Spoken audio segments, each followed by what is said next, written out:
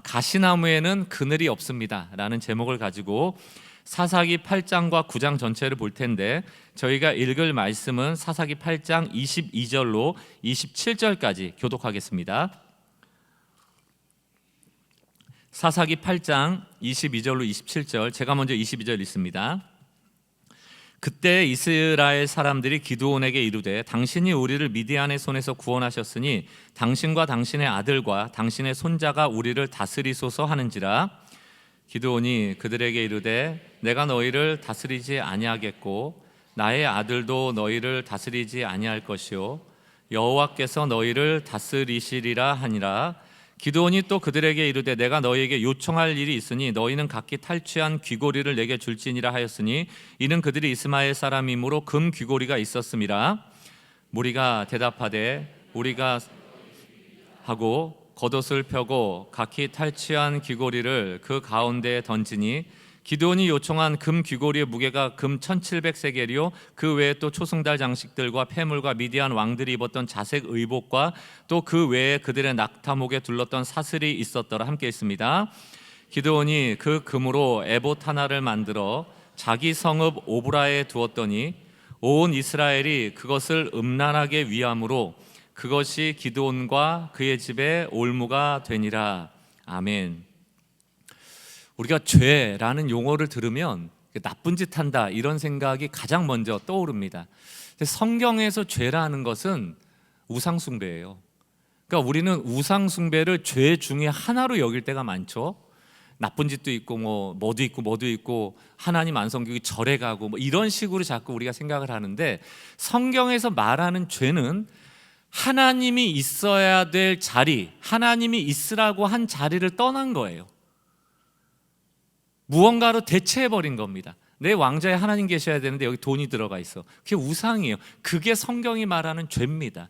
우상이 자리 잡고 있으면 현상으로 여러 가지 죄악들이 나타나는 거죠. 우상 숭배가 곧 죄의 본질입니다. 근데 이 우상이라는 것이 크게 두 가지가 있어요. 하나는 표면적인 우상입니다. 또 하나는 근원적인 우상인데, 진짜로 무서운 건 근원적 우상이에요. 왜냐하면 안 보입니다. 숨겨져 있어요. 그리고 우리가 그것을 감추려고 합니다. 예를 들어서 가장 이 성경 안에서 억울한 게 뭘까 보면 돈이 좀 억울할 것 같아요. 돈은 인격성이 있다면 엄청 억울해할 것 같아요. 왜냐하면 막 마태복음 보면은 야 하나님과 재물을 겸하여 섬기지 마라, 돈 사랑하지 마라. 그런데 돈은 엄청 중립적인 거거든요. 난 죄가 없어. 나는 그냥 가만히 있었을 뿐인데 너희가 막 이랬잖아. 이게 항변할 것 같거든요. 돈은 특성상 매우 중립적입니다. 어떤 성격도 같지는 않아요. 그것을 어떻게 버느냐, 어떻게 쓰느냐에 따라 성격이 규정이 되니까 이게 탐심의 상징적인 도구로 이렇게 표현이 되지, 여러분이 돈이 우상이라고 그러고 돈 찢으면 우상이 없어져요? 그런 거 아니잖아요. 이런 돈이 표면적 우상이에요. 그럼 우리는 근원적 우상을 찾아봐야 되는데 이런 겁니다. 내가 왜 이렇게 돈에 집착을 하지? 내 마음에 하나님이 들어와 있어야 되는데 왜 자꾸 돈 하지? 왜? 이게 근원적 우상이에요. 여러 가지가 있겠지만 일반적으로 한 4가지 정도가 됩니다. 근원적 우상의 형태가. 첫 번째가 안정이에요. 미래가 불안한데 하나님이 내가 여호와 이레가 돼줄게, 너 인생을 지켜봐 줄게. 그걸로는 불안해.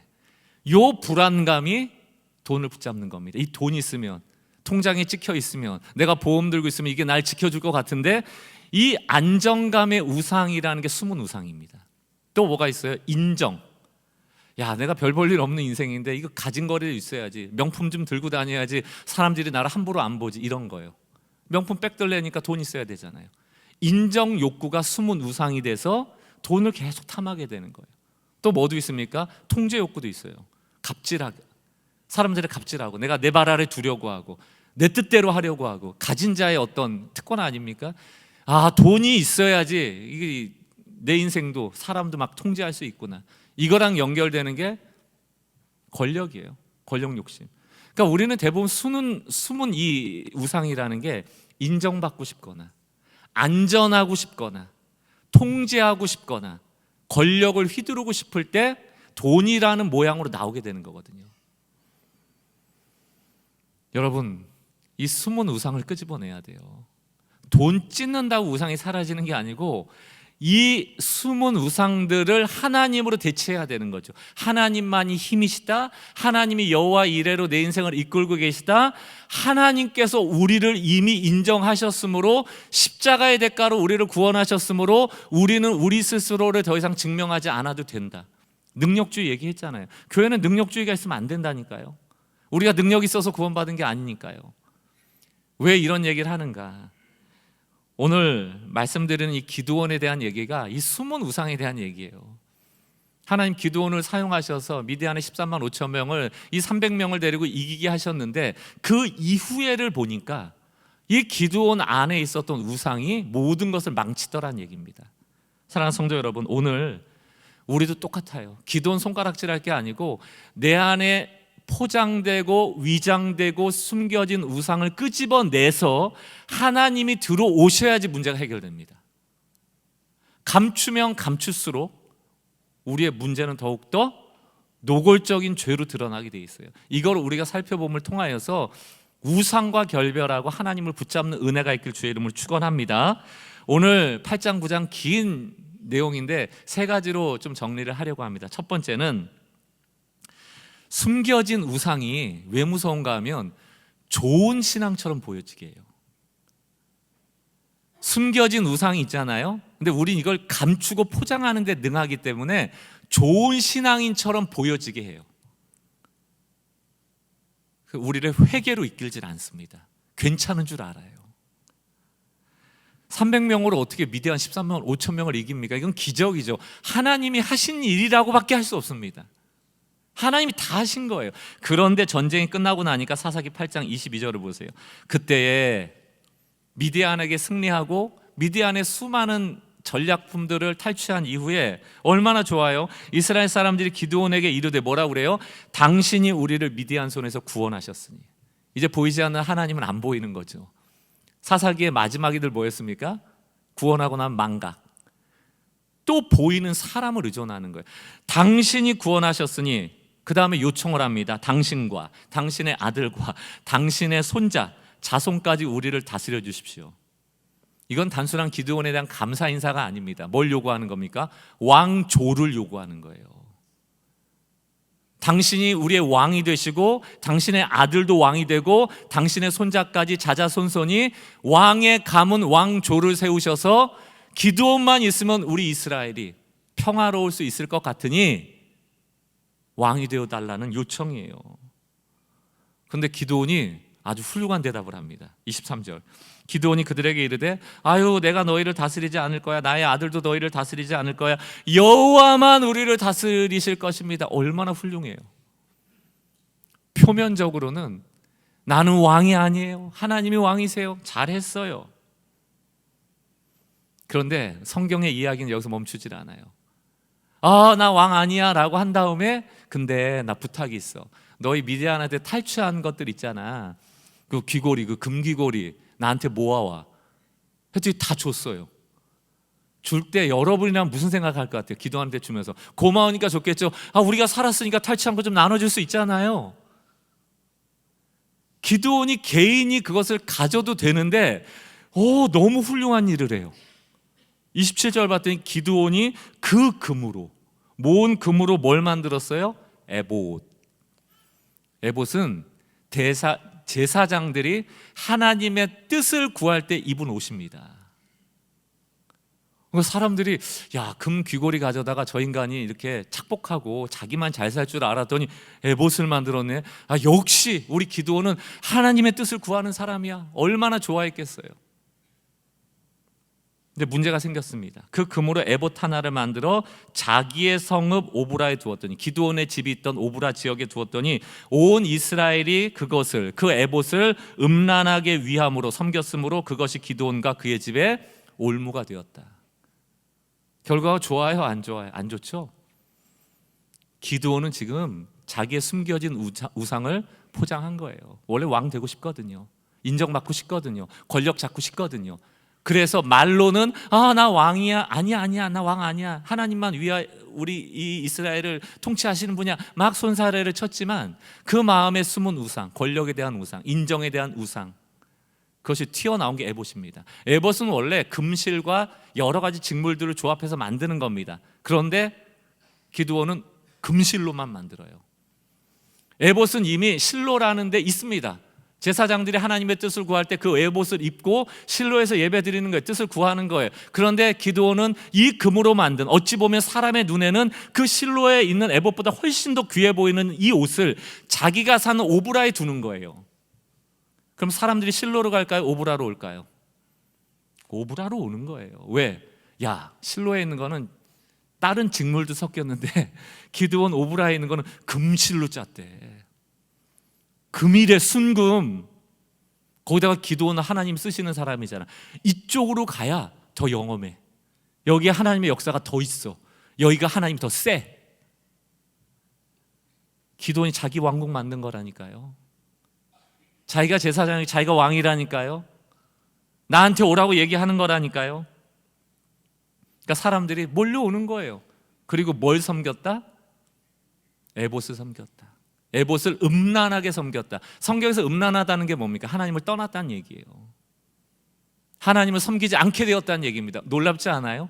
하나님을 위한 에봇이 하나님을 떠나게 만드는 거죠. 기드온의 에봇이 무서운 이유가 여기에 있다. 우리는 우상이 하나님과 늘 반대되는 거라고 생각하죠. 우리 밖에 있는 거라고 생각하죠. 진짜 우상은 우리 안에 있다니까요. 신앙적이라고 이야기하는 그 안에 나의 숨겨진 우상이 덧입혀지면 그게 바로 음란하게 섬기는 우상이 되는 겁니다. 다윗이 밧세바를 마음에 품기 시작하면서 밧세바의 남편인 우리아를 살인하죠. 직접적인 살인은 아니었지만 가장 위험한 전장터에 자기에게 가장 충성스러웠던 우리아라는 장군을 밀어넣어서 죽게 만든다고요. 그리고 나서 우리아의 아내인 밧세바를 왕궁으로 데려와서 왕비 삼죠. 그 일을 볼 때 이스라엘 백성들이 다윗을 욕했을까요? 칭찬했을까요? 다 박수쳤다고요. 정말 훌륭한 왕이다. 아니, 자기의 장수 아내까지를 책임져주는 왕이구나라고 다 칭찬했다고요.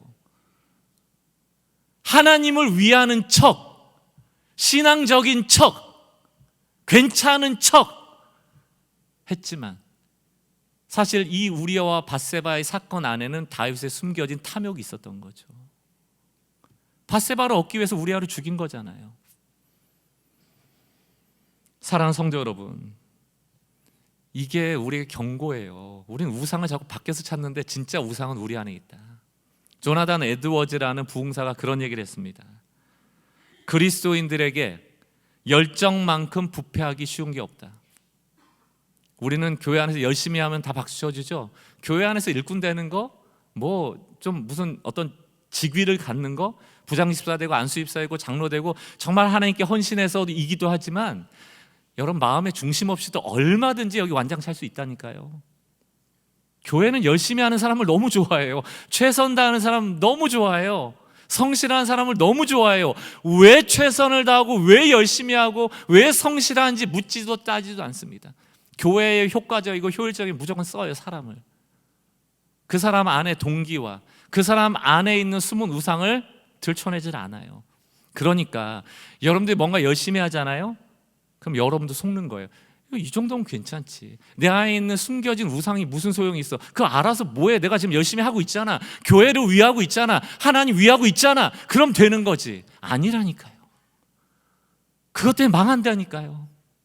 열정 때문에 부패한다는 뜻은 열정을 식는다는 뜻이 아니에요. 그 열정이 여러분의 숨겨진 우상에게 관심을 두지 못하도록 한다는 얘기입니다. 계속 나를 괜찮다라고 더 씌운다는 얘기예요. 포장한다는 얘기예요.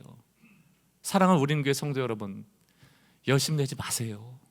그 열심을 여러분의 숨겨진 우상을 파내는 데 쓰십시오. 그것이 여러분을 살리는 길이고 여러분의 공동체를 살리는 길이고 여러분의 가정을 살리는 길이죠. 기드온은 머리로는 알았어요. 말로는 신앙적이었어요. 에봇을 만드는 신앙적인 일이었습니다. 그러나 그는 왕이 되고 싶었어요. 기드온조차도 이게 문제인 줄 몰랐죠. 아마도 하나님을 위한다고 했을 겁니다. 교회 안에 하나님을 위한다는 수많은 일 중에 그 동기를 점검하지 않아 우상처럼 여겨지는 일들을 열심히 하는 일들이 비일비재하다. 사랑하는 성도 여러분, 오늘 기드온을 비난하고 정죄하라는 설교가 아닙니다. 우리에게도 숨겨진 우상을 끄집어내라. 그 우상의 집에서 나오라. 내 안에 숨겨진 우상을 발견하고 내쫓고 내 인생에 하나님이 다 하셨습니다라는 온전한 고백이 있기를 하나님 바라시는 거죠. 오늘 숨겨진 우상으로 덧입혀지고 포장하고 마치 괜찮은 척 안 해도 됩니다. 교회는 죄사함 받는 곳이에요. 죄 안 짓기 대회하는 거 아닙니다. 기독교는 죄 안 짓는 종교가 아닙니다. 여타 종교도, 여러분 불교, 유교, 천도교 뭐 다 가보세요. 원불교 죄 지으라고 종용하는 종교가 있어요? 없어요. 다 죄 짓지 마, 그래야 복 받아. 기독교는 우리의 연약함을 인정하는 거예요. 십자가 앞에. 그리고 그 죄를 사하시는 은혜 앞으로 나오는 겁니다.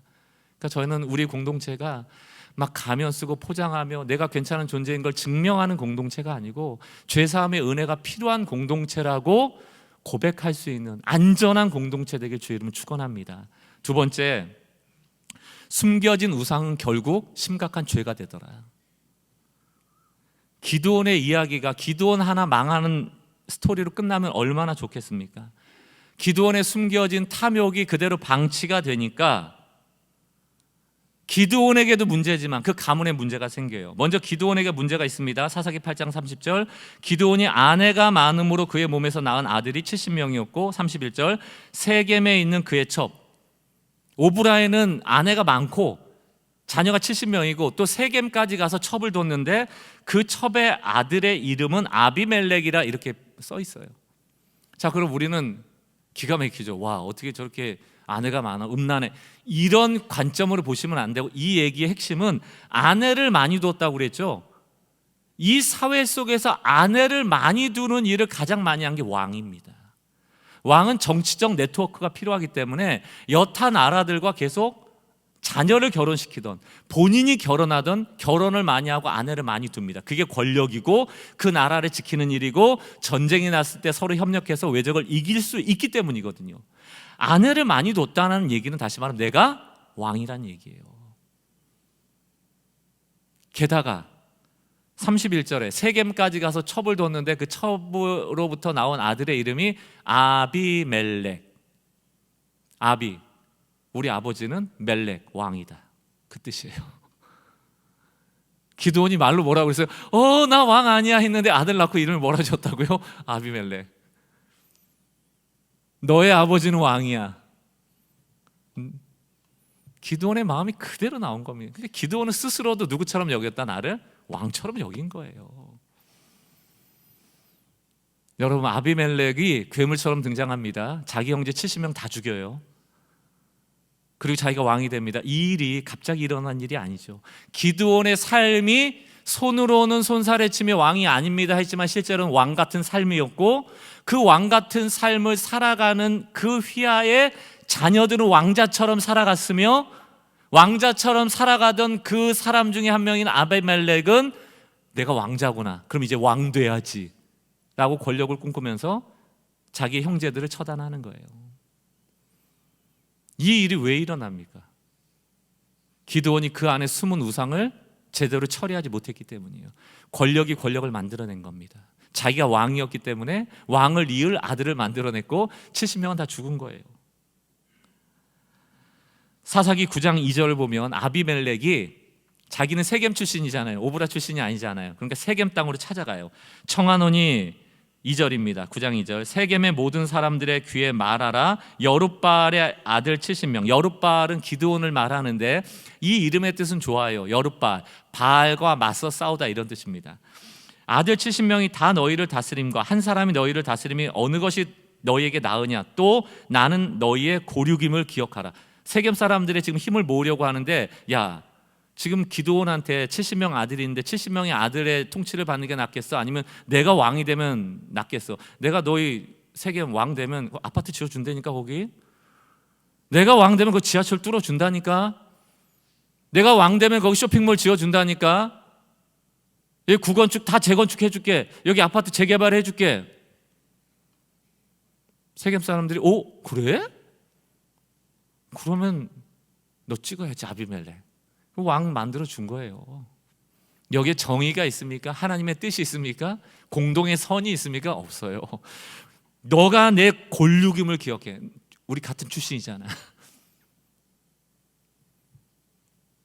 우리 다 돌아보셔야 돼요. 우리의 결정이 무엇에 근거하고 있는가? 아비멜렉은 정확히 아는 거예요. 이득을 주자. 세겜에 이득을 주면 나는 왕이 될 수 있어.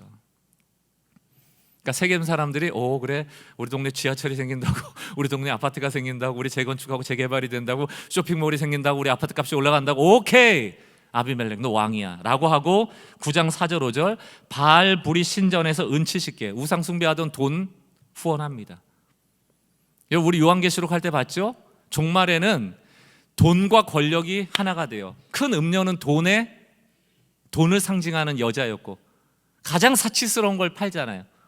그리고 두 짐승 말 위에 타잖아요. 그 말이 권력이잖아요.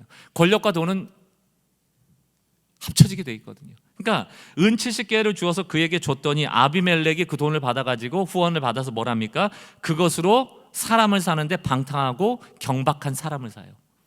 방탕하다라는 것은 윤리적 도덕적 의식이 전혀 없다는 것이고요, 경박하다라는 뜻은 하나님의 뜻이고 아니건 돈만 되면 무조건 일한다는 얘기예요. 살인 청법자 얘기하는 겁니다. 돈 후원 받고 경박하고 천박하고 방탕한 사람 사서 자기를 따르게 하고. 지금 아비멜렉 주변엔 다 누가 있는가? 그러니까 방탕하고 경박한 사람들이 모여 있는 거예요. 그 다음에 5절 오브라인은 그의 아버지의 집으로 가서 여룻바알의 아들 곧 자기 형제 70명을 한 바위 위에서 죽였다. 이게 아비멜렉의 죄냐고요. 이 뿌리의 근원을 찾아가면 기드온 안에 숨겨진 그 권력의 우상, 인정의 우상이 발현이 돼서 나온 게 아비멜렉이라니까요. 정말로 하나님이 왕이시고 하나님이 통치해달라고 하고 금기골이 안 모았어야죠. 에봇 안 만들었어야죠. 괜찮은 척 안 했어야죠. 신앙이 있는 척 안 했어야죠. 사람 안 모았어야죠. 그럼 이런 일 안 벌어지죠. 자녀 교육할 때 너 왕 아니야? 정신 차려. 나를 통해서 미디안 13명 5천 명을 이겼다고 아빠 왕 아니야?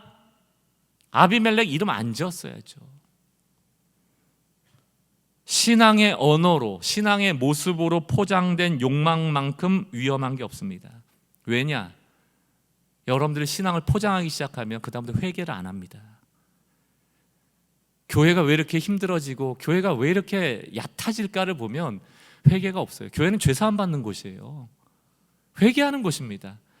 자랑하고 잘난 체해서 완장 차는 것이 아닌데 이상한 조직이 돼가요. 자꾸 이거 수료하면 뭐가 되고 뭐 모범적인 리더가 필요하고 본이 되는 사람이 필요하고. 제발 하지 마세요. 여러분 본 못 돼요. 여러분이 저에게 윤리적 도덕적으로 수준 높은 어떤 무언가를 원하지만 열심히 할 겁니다. 그러나 그렇다고 제가 여러분의 본은 아니에요. 저처럼 살지 마세요. 제발 부탁합니다. 저처럼 살지 마세요. 예수 따라가세요. 저를 만약에 따라하신다면 제가 몸부림치며 복음을 붙잡으려고 하는 거, 그것만 보시면 돼요. 사도 바울도 본이 되라, 나를 따르라 했을 때 내 인생을 따라가라는 게 아니고 내가 그리스도를 바라보는 이 본을 따라가라는 것 아닙니까?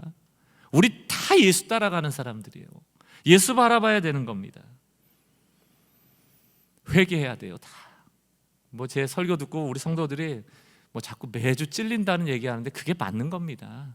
찔려야죠. 숨은 우상 끄집어내야죠. 여러분들이 포장하고 위선하고 페르소나 가면 쓰고 있는 거 다 뜯어버려야죠. 그게 사는 길인데요. 그게 우리는 교회가 사는 길이고 여러분 가정과 일터가 사는 길인데요. 그거 숨겨져 있으면 이런 아비멜렉 같은 괴물이 나오는데요. 못하죠. 하면 안 되죠. 지난주에도 잠깐 언급했을 겁니다. 누가복음 7장 바리새인인 시몬이 예수님을 식사 자리로 초대를 합니다. 아마도 바리새인은 종교적이고 율법적이고 자기를 괜찮은 사람이라고 생각을 했을 거예요. 그러니까 예수님 대단한 랍비고 선지자인데 나 정도 되면 독대에서 마주해서 밥 먹을 수 있지 않을까라고 생각하여 초대했을 겁니다. 유대인들은 죄인들을 식사 자리에 초대 안 합니다. 정결법에 근거하여서 죄가 오염된다고 생각했기 때문에 늘 손 씻고 들어오고 죄인들하고 마주 앉질 않아요. 근데 예수님을 불렀다는 것은 서로 괜찮은 사람끼리 밥 먹자 이런 거예요. 그런데 그 자리에 불청객이 옵니다. 그 동네에서는 이 여인을 모르는 사람이 없어요. 다 알아요. 뭐라고 할까요? 죄인. 저 여자는 죄인이야. 아마도 창기였겠죠. 동네 사람에서 모르는 사람이 없어요. 누구나 다 아는 죄인이 바리새인의 집에 들어왔습니다. 그 여인을 바라보는 눈길이 어땠을까요? 얼마나 따가웠을까요? 그거를 불구하고 들어와서 예수님의 발 위에 향유옥합을 붓고 머리카락으로 쓸고 회개의 눈물을 흘리죠. 그때 같이 밥을 먹던 바리새인 시몬이 정죄를 합니다. 두 가지 정죄를 해요. 첫 번째, 그 여인을 정죄합니다. 저 여인은 쓰레기 같은 인간인데, 우리 집에 들어오면 안 되는 인간인데, 우리 집을 더럽힌 인간이야 라고 여인을 정죄하고요. 두 번째는 예수를 정죄합니다. 뭐라고 정죄하는가? 죄인이 내 몸을 만지면 오염되는데, 정결법을 위배하는 건데, 예수님이 선지자라면 저 여인이 죄인이라는 거 알 텐데 왜 자기의 몸을 만지도록 내버려 두지? 예수님 지금 잘못하고 있네. 종교적인 포장이 씌워지잖아요. 하나님도 정죄해요. 예수님도 똑바로 하세요. 죄인 멀리 하셔야죠. 가리키고요. 이게 무서운 거거든요. 그때 예수님이 그 바리새인 시몬을 포기하지 않고 훈육을 하십니다. 그게 누가복음 7장 40절이에요. 예수께서 대답하여 이르시되 시몬아 내가 내게 이를 말이 있다 하시니 그가 이르되 선생님 말씀하소서. 41절 이르시되 빚 주는 사람이, 그러니까 빚을 이렇게 돈 꺼주는 사람이 빚진 자가 둘이 있어. 그러니까 빚진 자가 둘이 있는데 하나는 500데나리온을 졌고 하나는 50데나리온을 졌는데 42절 둘 다 갚을 것이 없으므로 둘 다 탕감하여 주었으니 둘 중에 누가 그를 더 사랑하겠느냐? 빌려준 사람 누가 더 사랑하겠어요? 500데나리온 빚진 사람입니까? 50데나리온 빚진 사람입니까? 답을 해요. 43절 시몬이 대답하여 이르되 내 생각에는 많이 탕감받은 자니이다. 기드온이라니까요. 말로는 답을 얘기해요. 정답을 얘기합니다. 아니 많이 빚진 자를 탕감해 준 그게 더 고맙겠죠 라고 얘기를 합니다. 그때 예수님이 47절 뭐라고 얘기합니까? 같이 한번 읽어보겠습니다. 시작. 이러므로 내가 내게 말하노니 그의 많은 죄가 사하여 줬도다. 이는 그의 사랑함이 많음이라. 사함을 받은 일이 적은 자는 적게 사랑하느니라. 지금 질문 드려볼게요. 오늘 우리가 많이 모여서 예배 드립니다. 이 중에서 누가 가장 하나님을 사랑할까요? 누가 가장 주님을 사랑할까요? 가장 큰 죄를 진 사람이에요. 그 사람은 자기가 사함받은 양을 압니다. 기도 제일 많이 하고 성경 제일 많이 본 사람을 착각하지 마세요. 그것도 죄사함의 은혜 아래서 가능한 일들입니다. 우리가 어떻게 예배할 수 있어요? 어떻게 우리가 하나님을 만날 수 있습니까? 우리가 기도하고 예배해서 하나님 만나는 게 아니고 하나님이 우리를 사하시는 그 보혈 때문에 가능한 일들이에요. 이 은혜의 크기를 아는 만큼 사랑하는 겁니다. 바리새인은, 이 시몬은 다 하나님을 위한다고 하는 것 아닙니까? 종교적 열심 내는 거 아니에요? 그러나 주님을 사랑하진 않아요. 그 안에 숨겨진 우상을 포장하고 있단 말입니다. 바리새인은 회개하지 않습니다. 잘하고 있다고 생각하기 때문이에요. 여러분의 지금 삶을 돌아보세요. 여러분의 기도의 제목을 돌아보시고 여러분이 하나님을 대할 때 무엇을 구하고 있는지 보십시오. 회개하고 있습니까? 그 여인처럼 그 여인은 단 한마디도 하지 않아요. 죄송합니다라 말하지 않습니다. 눈물이 다 말하는 것이거든요. 여러분 눈에 눈물이 회복되고 있습니까? 내 숨은 우상 때문에 아파하고 있고 이 천박한 삶 때문에 아파하고 있고 나를 수용해 주시는 하나님의 은혜에 눈물 흘리고 있냐고요. 그게 신앙이에요. 저는 바른 말 하는 신앙인을 하나님이 원하시는 게 아니고 정답을 말하는 입술을 원하시는 게 아니고 여전히 죄를 품고 살아가는 나를 긍휼히 여겨주시기를 구하며 늘 겸손하게 나오는 성도들을 원하시는 것이죠. 간절히 바랍니다. 내 안의 우상을 들여다보시고 이것과 깊이 싸우면서 어찌할 수 없는 나의 약함을 알고 하나님 필요합니다라고 눈물을 흘리며 나가는 향유옥합을 깬 여인과 같은 신앙으로 회복되는 은혜가 있기를 주의 이름으로 축원합니다. 마지막 세 번째입니다. 오늘 설교 제목이죠. 가시나무에는 그늘이 없어요. 아비멜렉이 70명의 형제를 죽일 때 유일하게 살아남은 막내 형제가 있습니다. 요담이에요. 요담이 아비멜렉의 고향인 세겜 땅에 가서 세겜 사람들을 설득합니다. 하나님의 말씀 들어야 돼. 너희 그래야지 하나님이 은혜 베풀어 주실 거야 라고 하면서 하나님의 뜻을, 비유를 들어 설명을 해요. 무슨 비유냐? 나무 비유입니다. 나무 비유인데, 첫 번째, 나무들이 감람나무한테 와서 우리를 다스리는 왕이 돼달라고 얘기를 합니다. 그때 이 감람나무가 뭐라고 대답하는가 하면, 아니 내가 어찌 하나님과 사람을 영화롭게 하는 내 기름을 버리고 가서 나무들 위에 우쭐대겠느냐? 나는 너희의 왕이 될 수 없다. 그러니까 이 나무들이 또 누구한테 가냐 하면 무화과한테 갑니다. 그러니까 무화과 나무도 나는 왕이 될 수 없어. 왜냐하면 아니 내가 하나님과 사람을 영화롭게 하는 내 단 것을 내는 아름다운 열매를 맺어야지 왜 왕이 돼? 나는 왕 안 될 거야. 그랬더니 이번에 포도나무에게 갑니다. 포도나무도 똑같이 거절을 해요. 뭐라고 얘기를 합니까? 아니 하나님과 사람을 아름답게 할 새수를 나는 빚어야 될 포도 열매를 내야 되는 나무인데 내가 왜 왕이 돼? 라고 거절을 하죠. 그럼 잘 보셔야 돼요. 이 내용을. 감람나무는 올리브유, 기름을 냅니다. 무화과는 단 열매를 냅니다. 포도는 그 포도의 과실을 가지고 새 술을 담급니다. 그런 책 보셨어요? 꽃들은 다투지 않는다고. 꽃은 안 다퉈요. 뭐 발도 없고 손도 없어서 뭐 어디 가서 막 경쟁하고 비교도 안 하겠지만 옆에 꽃이 이쁘다고 하나님 왜 저는 미워 안 해요. 그냥 아름다운 거야. 그대로 좋은 거야. 감람나무는 그 감람나무의 기름을 짤 때 가장 아름다운 거예요. 무화과는 단 열매를 낼 때 아름다운 거예요. 포도는 새술을 담글 때 아름다운 겁니다. 감람나무가 왕이 되어서 포도나무에게 야 너도 기름 짜. 못 짜요. 무화과 나무가 포도나무를 지배하여서 야 너 이제 이렇게 포도송이 내지 말고 너도 무화과 나무 열매를 내. 못 내는 거죠. 나무는 그 자리에 있는 거예요. 가끔 이제 성도님들이 저한테 이렇게 얘기를 해요. 목사님 좀 생활 속에서 신앙생활을 잘한다는 게 뭡니까? 우리는 교회는 뭐 이렇게 봉사할 것도 없고 좀 이렇게 뭘 하고 싶은데 안 된다고. 그냥 여러분 각자 다 감람나무도 계시고 무화과도 계시고 포도나무도 계시잖아요. 여기 감람나무는 기름 짜시면 돼요. 포도 관심 갖지 마세요. 무화과 나무시면 그냥 열매 맺으시면 되고요. 포도나무면 포도송이를 가지고 향기로운 새수를 담그시면 되는 겁니다. 저는 안타까운 게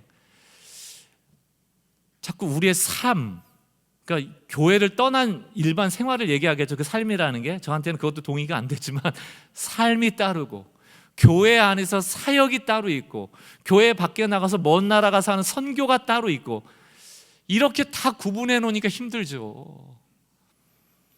우리의 삶이 곧 예배고 사역이며 그것이 선교입니다. 감람나무의 기름을 짜는 게 여러분의 삶이고 그게 하나님을 위한 예배고 많은 사람에게 혜택을 주는 선교란 말입니다.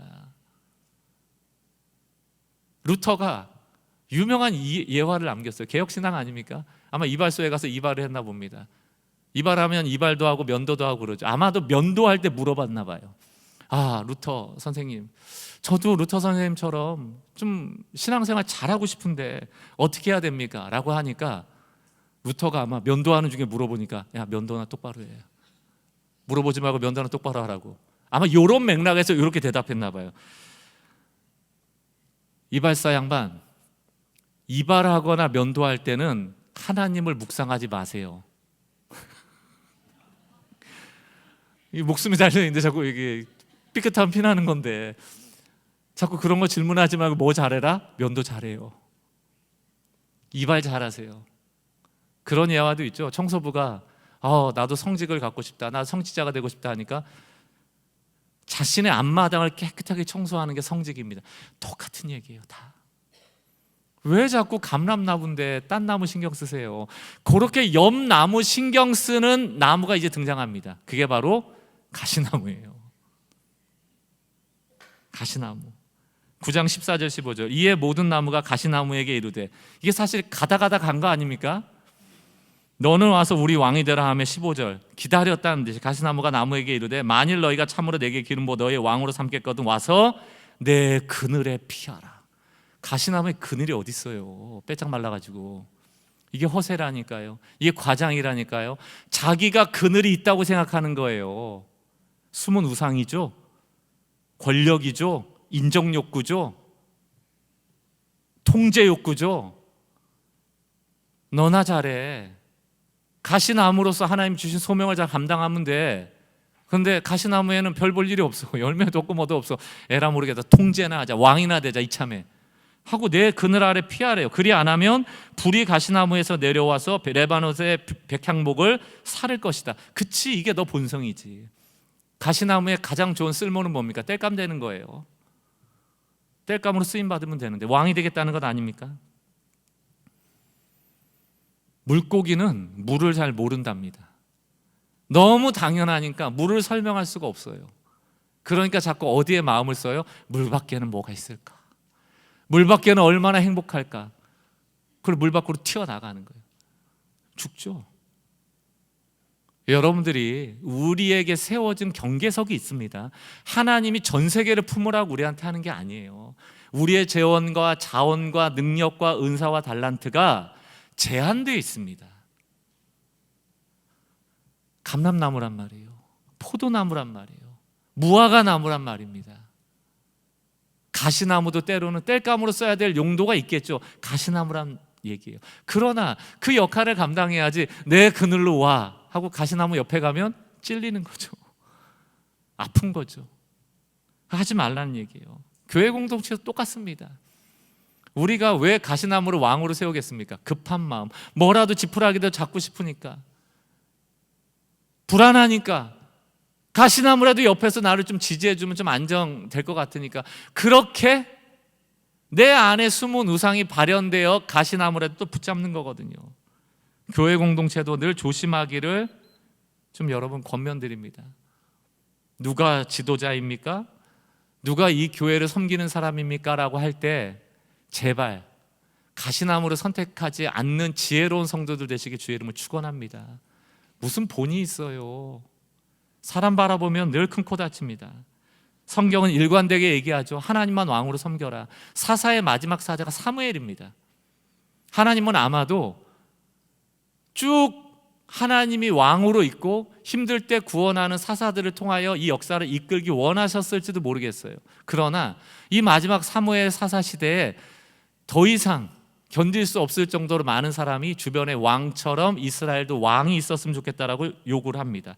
사무엘상 8장 6절, 우리에게 왕을 주어 우리를 다스리게 하라 했을 때에 사무엘이 그것을 기뻐하지 아니하여 여호와께 기도하며 7절, 여호와께서 사무엘에게 이르실 때 백성이 내게 한 말을 다 들으라. 왕 주라는 얘기예요. 하나님 흔쾌하게 준 게 아닙니다. 너희가 진짜 인간을 왕으로 섬겨봐야 그때서야 정신 차리지 도저히 안 되겠다 하는 마음을 하면 주셨을 겁니다. 이는 그들이 너를 버림이 아니요, 사사를 버린 게 아니고 누굴 버렸다? 하나님을 버려 하나님이 이스라엘의 왕이 되지 못하도록 하려 함이라.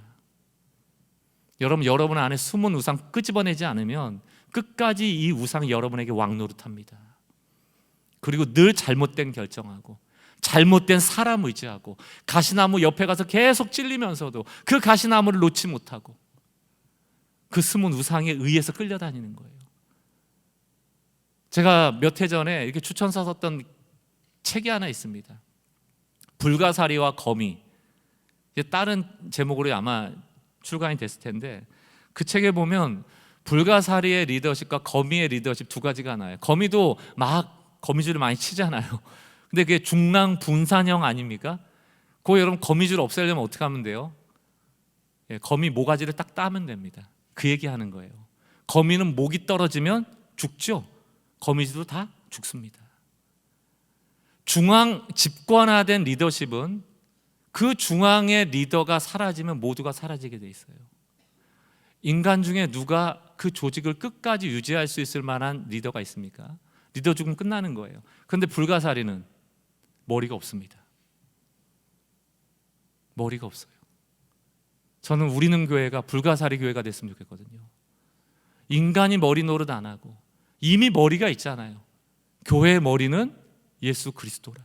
그분이 주인이시라. 우리는 몸이 되어 유기체적으로 움직이는 것이고, 불가사리의 특징은 또 뭡니까? 잘라져도 다시 세포 분열해서 불가사리가 되는 거예요. 여러분 한 사람 한 사람 우리는 교회, 움직이는 교회가 돼서 작은 예수가 되는 게 우리의 소명 아닙니까? 작은 예수가 되어 복음을 전하는 게 소명 아닙니까? 내 삶의 일터가, 학교가, 또 가정이 사역지고 선교지고 다 일상의 선교사들 아닙니까? 그게 돼야 돼요. 오늘 말씀을 정리하면서 가시나무에는 그늘이 없습니다.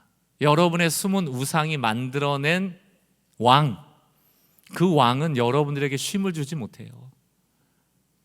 오늘 이 설교는 교훈 설교가 아닙니다. 야, 기도원같이 말과 신앙을 일치시키자 이런 교훈 설교도 아니고요, 아비멜렉처럼 권력욕을 갖지 말자라는 그런 설교도 아닙니다. 이 설교의 핵심은 진짜 왕이 계시다.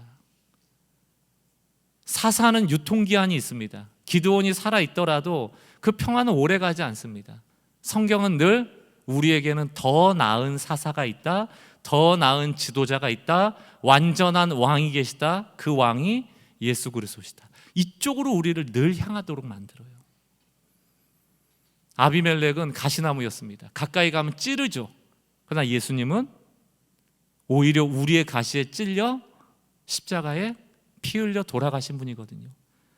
마가복음 10장 45절은 뭐라고 말합니까? 인자가 온 것은 섬김을 받으려 함이 아니고 도리어 섬기려고 자기 목숨을 많은 사람의 대속물로 주려 함이라. 가시나무에는 그늘이 없지만 가시에 찔려 돌아가신 예수님의 십자가는 우리 인생의 그늘이 되어 우리에게 쉼을 주시죠. 예수가 왕이라면 왜 경쟁해야 합니까? 예수가 왕인데 우리가 왜 다투어야 합니까? 예수가 왕인데 왜 내 뜻대로 되지 않는다고 낙심해야 합니까? 예수가 왕이신데 왜 우리가 혼자 있다라고 낭망해야 됩니까? 내 안에 숨은 우상이 있고 내가 늘 가시나무를 의지할 때 우리에게 오는 것은 상처하고 아픔뿐입니다. 그러나 더 나은 사사가 되시는 예수님을 우리의 왕으로 삼고 그 그늘 아래 거할 때만 우리는 안식할 수 있다. 예수님만 우리의 그늘이 되십니다.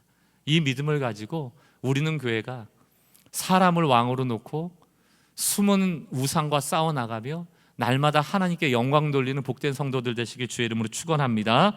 시편 91편 1절 한 목소리를 읽고 우리 찬양하고 기도하겠습니다. 시편 91편 1절입니다. 같이 읽습니다. 시작. 지존자의 은밀한 곳에 거주하며 전능자의 그늘 아래 사는 자여, 나는 여호와를 향하여 말하기를 그는 나의 피난처요 나의 요새요 내가 의뢰하는 하나님이라 하리니. 아멘.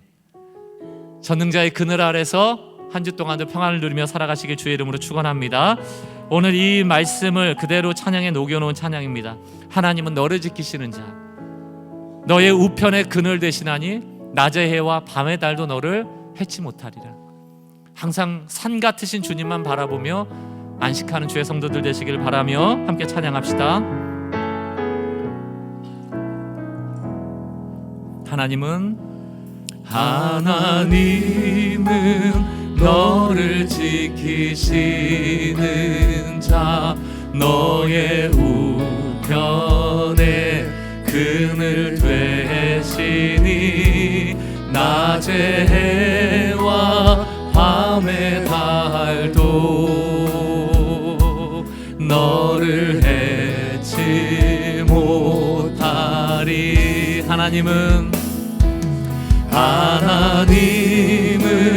너를 지키시. 우리가 어떤 환난 가운데 있을 때도 너의 환난을 면케하리. 주가 너를 도우시리라.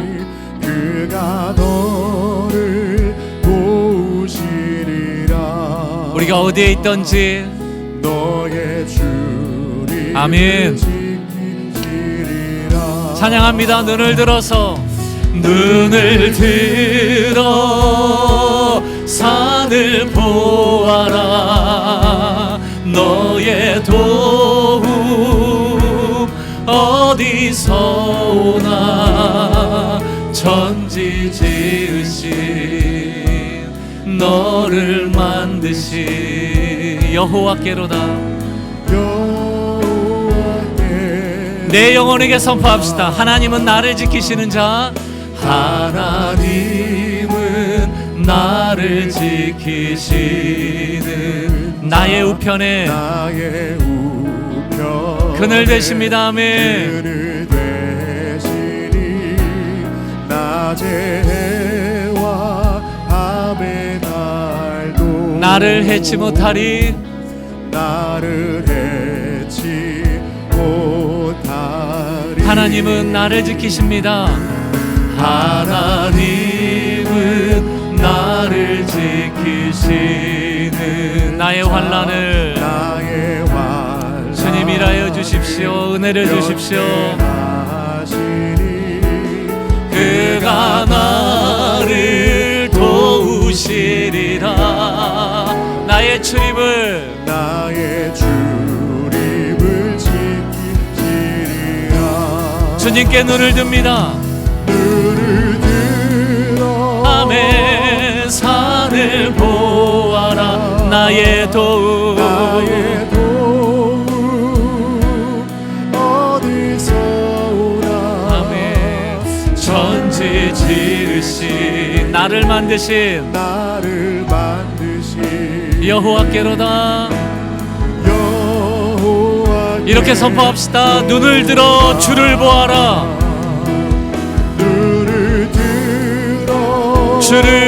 주를 보아라. 나의 도움 어디서 오나. 천지 지으신 나를 만드신 주님 나를 만드신 여호와께로다. 아멘. 주신 말씀 가지고 우리 잠시 기도 가운데 머물러 있으면 좋겠습니다. 숨은 우상을 끄집어내지 않으면 회개하지 않습니다. 그 숨은 우상을 끄집어내지 않으면 나 하나의 문제가 아니고 가정의 문제, 교회의 문제, 일터의 문제가 됩니다. 숨은 우상을 끄집어내지 않으면 가시나무와 같이 사람을 찌르는 자가 되고 또 한편으로는 가시나무를 의존하는 자가 돼버려요. 사랑하는 성도 여러분, 숨은 우상을 끄집어내고 더 낮은 모습으로 나는 오늘도 주님이 필요합니다. Give me Jesus. 주님을 주십시오. 주님이 왕이 되어 주십시오.